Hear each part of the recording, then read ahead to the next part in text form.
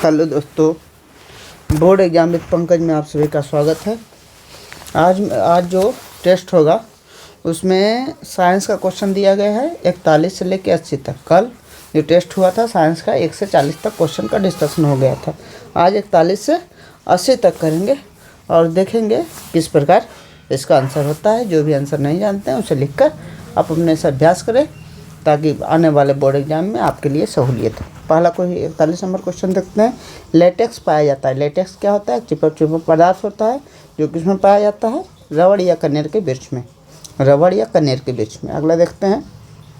Question कह रहा है कि एंड्रोजन स्रावित होता है। एंड्रोजन क्या होता है? एंड्रोजन होता है नर जनन हार्मोन। यह किससे स्रावित होता है? वृषण से स्रावित होता है। याद रखिएगा, एंड्रोजन और एक होता है एंड्रोजन और टेस्टोस्टेरोन, वो दोनों नर जनन हार्मोन है जो किससे स्रावित होता है? वृषण से स्रावित होता है। अगला क्वेश्चन है वर्तिका भाग। वर्तिका क्या होता है? वर्तिका एक पूरा वर्तिकाग्र होता है, इसको क्या कहते हैं? वर्तिका कहते हैं। तो वर्तिका भाग किसका होता है? जयांग का। जयांग उन्हें स्त्री केसर का बोल सकते हैं। इसको वर्तिका जो भाग है स्त्री केसर का है। ग्रहणी भाग है, तो ग्रहणी जो भाग है छोटी आंत के सबसे सुरुबला भाग को ग्रहणी कहा जाता है। तो छोटी आंत के सबसे छोटे भाग को क्या कहते हैं? ग्रहणी कहते हैं। किसका भाग है? ग्रहणी।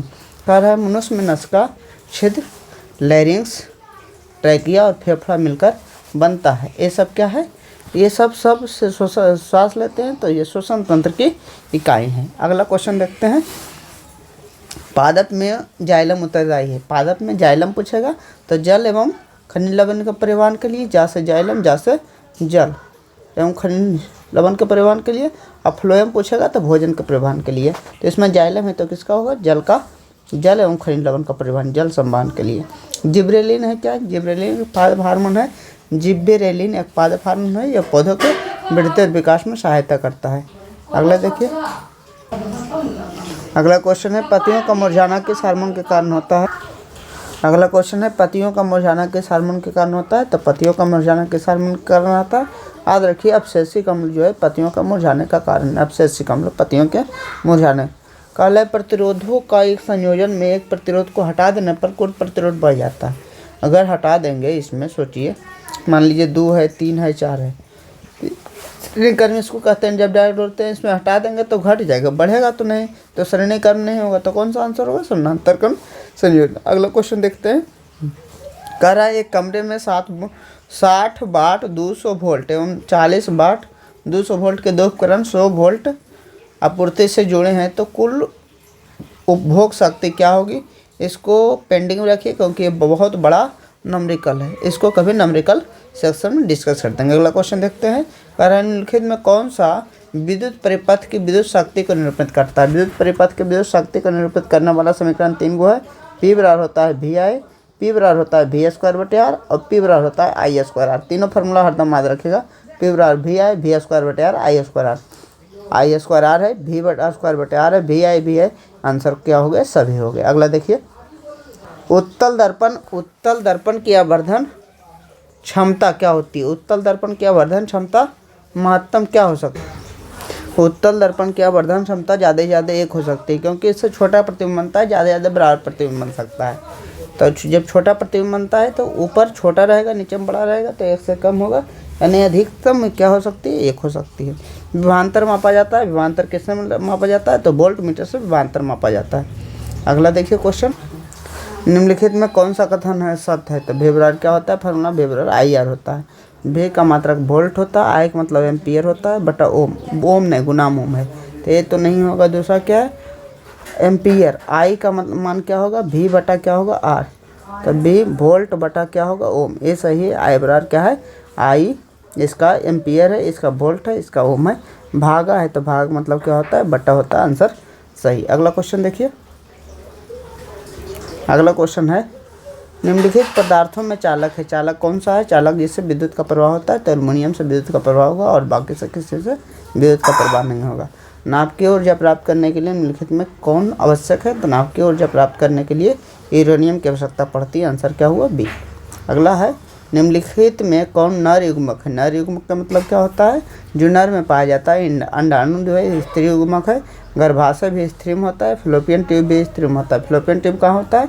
फ्लोपियन ट्यूब जब बच्चे का निषेचन होता है, शुक्राणु और अंडाणु मिलता है। एक क्या है? नर युग्मक है जो शुक्राणु है। अगर इसमें पूछेगा निषेचन की क्रिया कहाँ संपन्न होती है, तो याद रखिएगा फिलोपियन ट्यूब में निषेचन की क्रिया संपन्न होती है। अगला क्वेश्चन क्या है? परजीवी पौधा का एक उदाहरण है। परजीवी पौधा क्या है? अमरबेल। परजीवी पौधा वैसा पौधा जो दूसरों पर अपना जीवन जीता है, ग्रहण करता है, तो इसको परजीवी पौधा क्या है? अमरबेल। अगला क्वेश्चन देखते हैं। द्विखंडन पाया जाता है। द्विखंडन किसमें पाया जाता है? स्पंज में द्विखंडन पाया जाता है। द्विखंडन किसमें पाया जाता है? स्पंज में। आद क्या रखिएगा? आद रखेगा हाइड्रा और ईस्ट में। हाइड्रा और ईस्ट में मुकुलन पाया जाता है। हाइड्रा ईस्ट में क्या पाया जाता है? मुकुलन पाया जाता है। अलैंगिक जन्म मुकुलन द्वारा हाइड्रा ईस्ट का जन्म होता है। अगला क्वेश्चन है, अग्नाशय से कौन सा हार्मोन स्रावित होता है? अग्नाशय से इंसुलिन हार्मोन स्रावित होता है। कल भी बताए थे इंसुलिन हार्मोन क्या करता है? रक्त का नियंत्रण करता है। जो अग्नाशय के लैंगर-हैंस के बीटा कोश का लैंगर-हैंस के बीटा कोशिका से स्रावित है। लैंगर-हैंस के बीटा कोशिका से स्रावित होता है। बीटा कोशिका से स्रावित होता है। अगला क्वेश्चन क्या? निम्नलिखित में कौन रक्त का थक्का जमाने के लिए उत्तरदायी है? तो कौन सा प्लेटलेट्स रक्त का थक्का जमाने में उत्तरदायी है? प्लेटलेट्स का हिंदी क्या होता है? रक्त बिंबाणु। अगला क्वेश्चन देखिए, सजीव जीवधारियों द्वारा किस प्रकार के नाइट्रोजन पदार्थ का उत्सर्जन होता है? तो यूरिया भी होता है, अमोनिया भी होता है, यूरिक अम्ल भी होता है। आंसर कौन सा होगा? सभी होगा। यौनमूत्र के माध्यम से क्या होता है? नाइट्रोजन पदार्थ का उत्सर्जन होता है। अगला देखते हैं, किशोरावस्था में होने वाले शारीरिक परिवर्तन का कारण क्या है? किशोरावस्था में होने वाले शारीरिक परिवर्तन का कारण टेस्टोस्टेरोन है, क्योंकि ये सेक्स हार्मोन है। क्या है? लिंग हार्मोन है। ये भी लिंग हार्मोन है। दोनों क्या है? टेस्टोस्टेरोन जो है वो भी नर जनन हार्मोन है। ये क्या है? ये भी नर जनन हार्मोन है। तो दोनों आंसर क्या होगा? दोनों। थायरोक्सिन क्या है? थायरोक्सिन जो होता है गले के पास होता है, वो हार्मोन है, इससे नहीं प्रभाव पड़ेगा। कह रहा है शरीर का संतुलन बनाए रखता है। कौन सा? सेरिबेलम शरीर का संतुलन बनाए रखता है।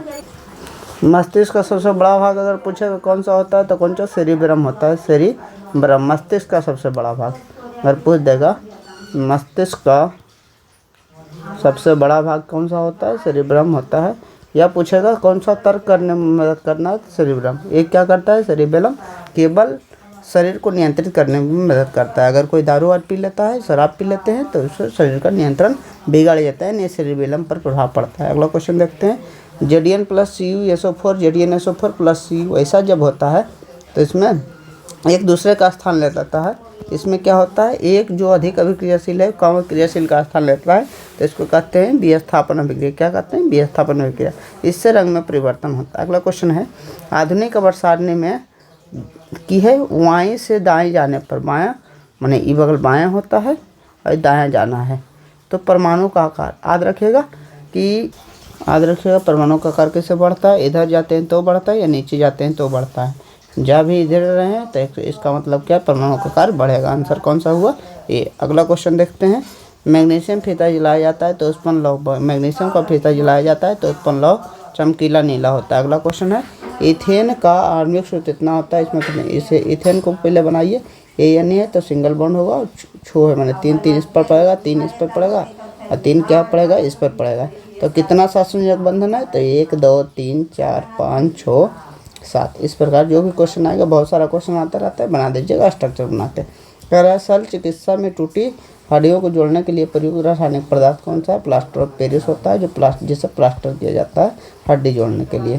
कह रहा है कौन सा सहसंयोजक यौगिक है? सहसंयोजक का मतलब क्या होता है? जो इलेक्ट्रॉन के आदान।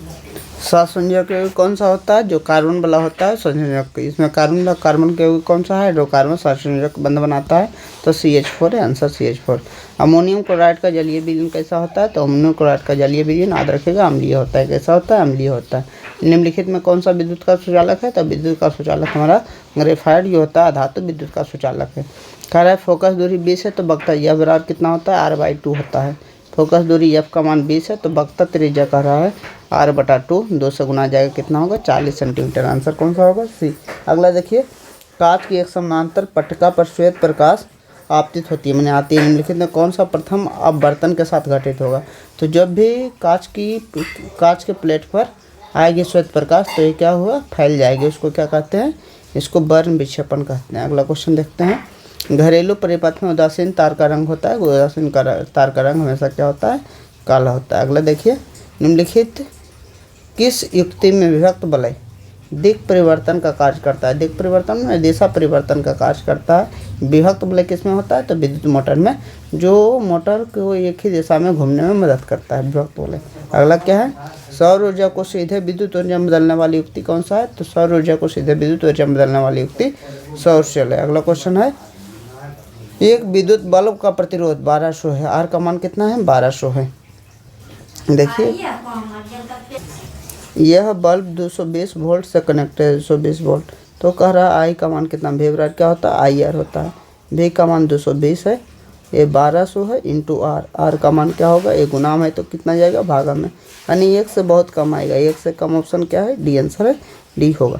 अगला क्वेश्चन देखिए, कह रहा है एक विद्युत भाग बल इतना भी है, एक कूलम आवेश प्रभावित करने के लिए कार्य क्या होता है? तो विभव का फॉर्मूला क्या होता है? विभव का फॉर्मूला होता है कार्य बटा आवेश। विभव का मान दिया हुआ 1.5, कार्य का मान पूछ रहा है, आवेश का मान दिया हुआ 1 कूलम। गुना करेंगे तो 1.5 कूलम हमारा आएगा। 1.5 क्या होगा? कार्य का मात्रक क्या होता है? Joule, 1.5 joule. अगला क्वेश्चन देखते हैं, इंद्रधनुष रंगीन क्यों होता है? तो इंद्रधनुष रंगीन होने का कारण क्या है? जल के कण द्वारा श्वेत प्रकाश का बर्न विक्षेपण हो जाता है, यानी श्वेत प्रकाश के कण बिखर जाते हैं। इसी कारण क्या होता है? इंद्रधनुष रंगीन होता है। Thank you so much for watching this video. Video अच्छा लगा तो वीडियो को लाइक शेयर सब्सक्राइब करें। Thank you.